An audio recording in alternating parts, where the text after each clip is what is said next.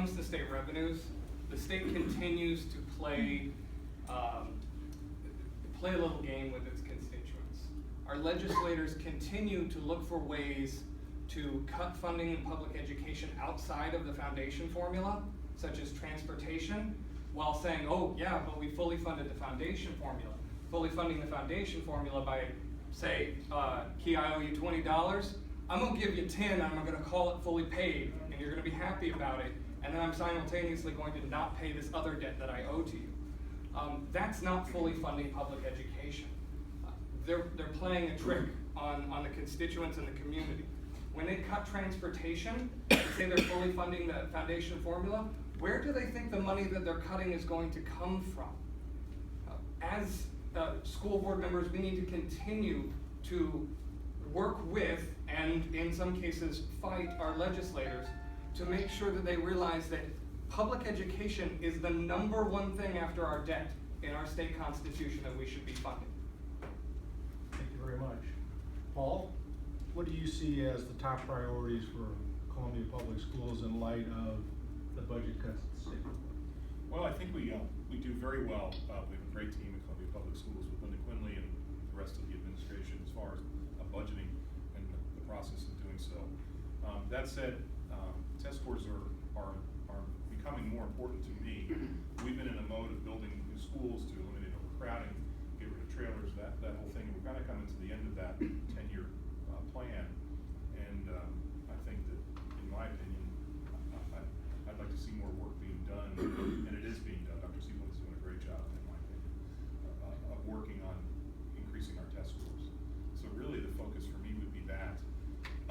CPS is also doing a great job working to reduce waste and unnecessary spending so that we can bolster the budget in the times when the state is continuously dropping funding and I'm trying to look for that word. They continue to push unfunded mandates on school districts throughout the state. Thank you, Paul.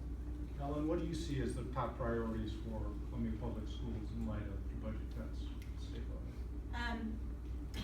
Not only are we facing potential cuts at the state level, it's at the federal level as well. I mean, you can't say with a sharp enough edge that these are uncertain times for public education.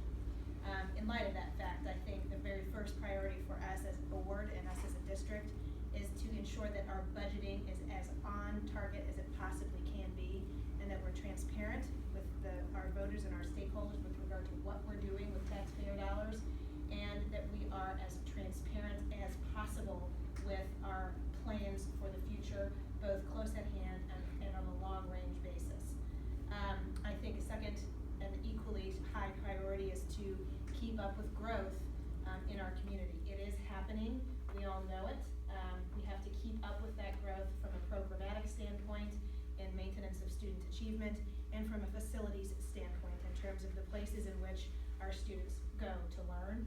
Third, I think a strong priority is to recruit and retain high quality teachers to ensure that the programs that we deliver in the facilities we maintain are absolutely top notch. Thank you very much. And Robin, what do you see as the top priorities going forward for Columbia Public Schools? To make our schools more competitive, in light of the things that are happening, the uncertainty over the next 3 years of what's happening from the federal level down, there are a lot of people that say, I really believe that we should have vouchers to give parents more choice. I don't fully agree with that. I think it's important that our schools are competitive so our parents want to send our kids there. And in a lot of ways that's not happening.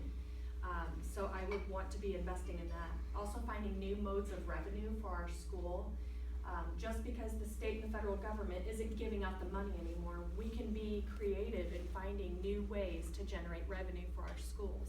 I don't have all the answers, but I'm very interested in finding new answers and looking for them. I also am a big advocate for mastery of curriculum, not necessarily test scores. I think teachers do a wonderful job, but if we were to focus a little bit more on the mastery, a lot of our kids wouldn't get so left behind if they just didn't get one of the components right. And then the teacher had to move on to the next thing that was in the curriculum because, well, we have to. If we spent a little bit more time on mastery, that would help make us a little more competitive. Thank you very